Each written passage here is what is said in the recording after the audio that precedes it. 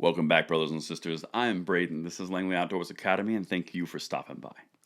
All right, guys, every single night on this channel, we spend about 5 to 6 minutes talking about the daily news, talking about the 2A news, the 2A directions, and zooming out and seeing the why behind the left's movements. We spend a lot of time on this because we're going to pass the blessing of the Second Amendment along to the next generation. And they are very scared of this New York Supreme Court case. We've talked about it a lot.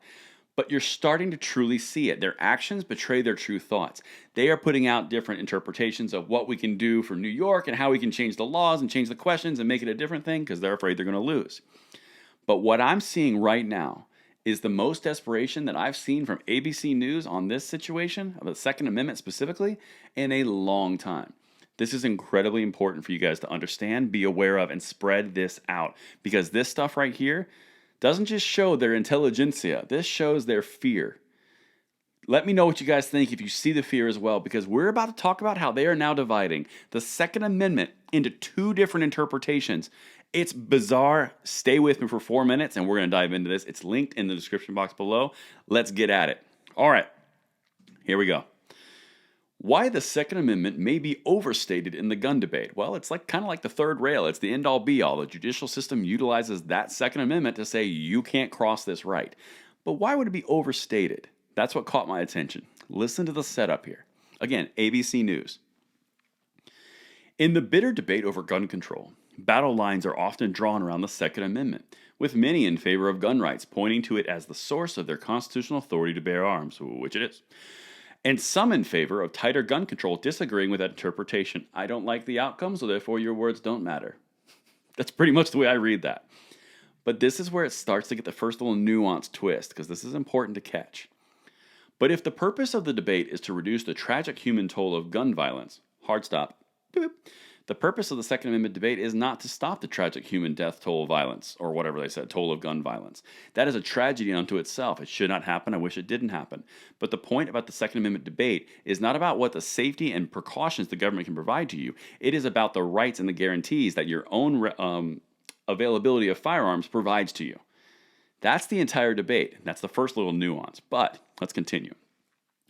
The focus on Second Amendment is often misplaced, according to many experts on guns and Constitution. Well, we're about to hear about one right here. Now, I want to harken back to something in 1984. If any of you have read that book or are aware of it, Newspeak. Change definitions, change words, and put things only that you can specifically say, not that violate the system. Check this out in different interpretations specifically.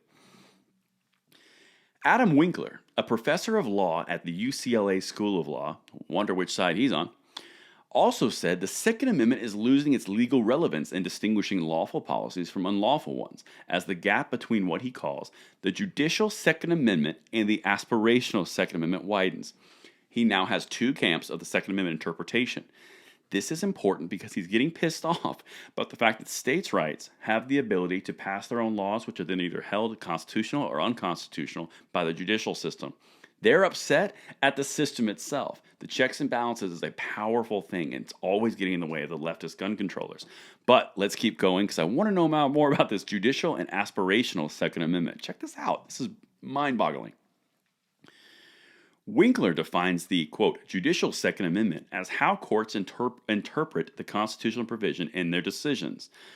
That is quite literally what the judicial system is there for. But notice how he's adding something different. And the aspirational Second Amendment as how the amendment is used in political dialogue. So basically, politicians are saying it for the Second Amendment, but the judicial system rules the law. Yeah, they're supposed to rule the law. The latter is far more hostile to gun laws than the judicial one, he said, and also more prevalent. It's not really completely accurate. But let's dive into this next one, and this is where it gets banana town. The aspirational Second Amendment is overtaking the judicial Second Amendment in American law. First of all, there's only one Second Amendment.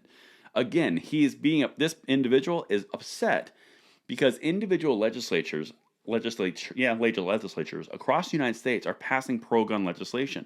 There's nothing in the Constitution that says you can't do that, but there is something in the Constitution that says you cannot inhibit that right. It shall not be infringed. 9, it shall not be infringed, but it also shall not be supported. There's not like a happy medium, right? You just can't go beyond that Rubicon. He wrote in an Indiana Law Journal in 2018, a sentiment he repeated in a recent interview with ABC News. State law is embracing such a robust anti regulatory view of the right to keep and bear arms that the judicial Second Amendment, at least as it's currently construed, seems likely to have less and less to say about the shape of America's gun laws. Incorrect, and this is important. If you hear nothing else, what he's upset about right now is not the fact that legislators can do their constitutional duty of passing laws, either pro or anti gun. He's upset that the only reason the judicial system strikes towards gun laws is when they go too far, which is the entire point. The point of the Second Amendment is to inhibit the government from infringing upon our Second Amendment rights. Like I said, not that happy little sandwich that he's talking about here. They're upset, they're terrified, they would not be offering these things up unless they knew that they'd come up with something really quick because their old known models are not going to be working too much longer. And that's what I have for you tonight. Let me know what you guys think in the comments field below, and I will see you tomorrow morning on the bullet points. I'm Braden. See you later.